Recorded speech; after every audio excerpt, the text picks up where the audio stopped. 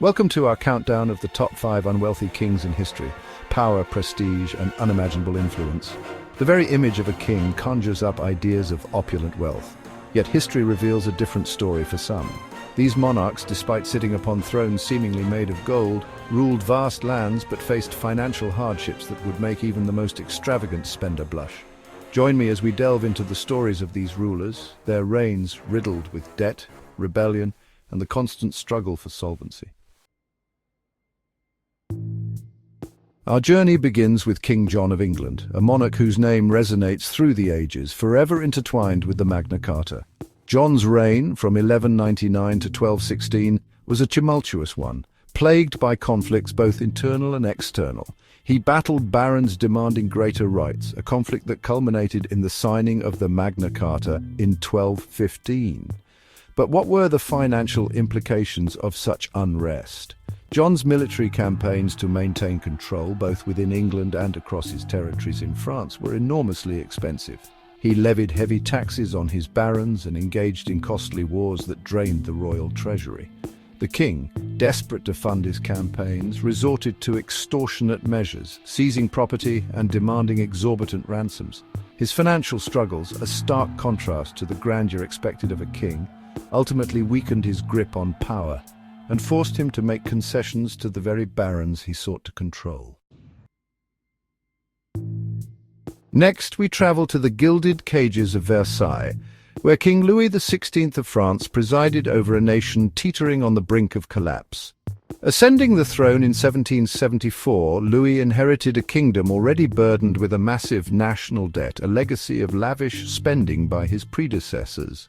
His attempts at financial reform were met with resistance from the privileged classes unwilling to relinquish their opulent lifestyles.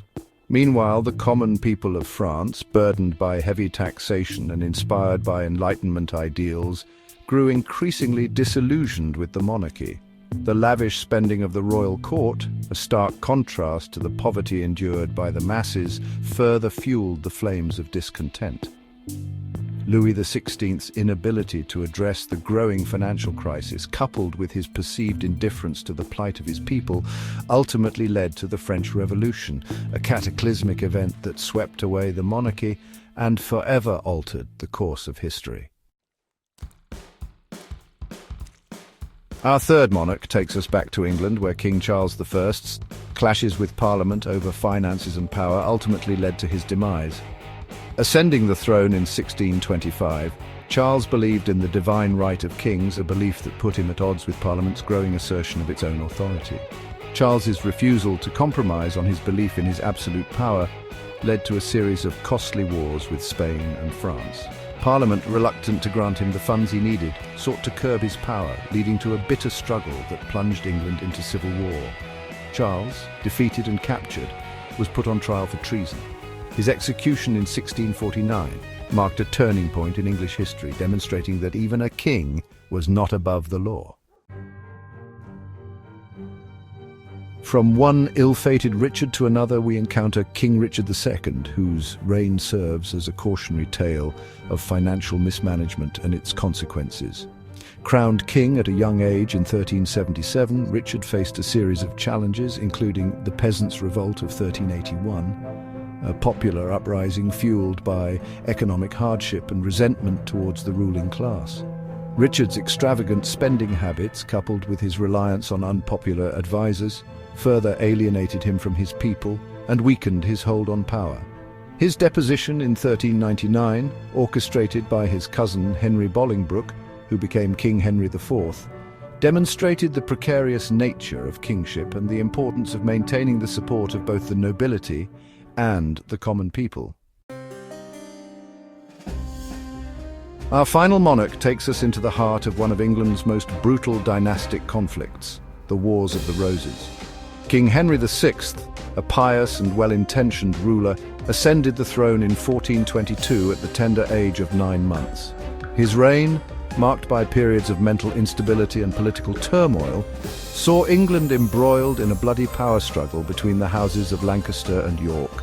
The Wars of the Roses, fought over control of the English throne, had a devastating impact on the country's finances and stability. The conflict drained the royal treasury, disrupted trade, and left the kingdom vulnerable to external threats. Henry VI, caught in the crossfire of this dynastic struggle, was deposed and eventually murdered in 1471. A tragic end for a king ill-suited for the turbulent times in which he lived. Thatcher, thank you for joining us on this historical journey through the financial misfortunes of some of history's most powerful rulers. From the battlefields of England to the opulent halls of Versailles, we've seen how even those seemingly at the pinnacle of power can fall victim to financial ruin. The stories of these kings serve as a reminder that leadership, even in its most absolute form, requires more than just a crown and a scepter. It demands astute financial management, a keen understanding of the needs of the people, and a willingness to adapt to changing times. Don't forget to like, share, and subscribe for more intriguing historical content.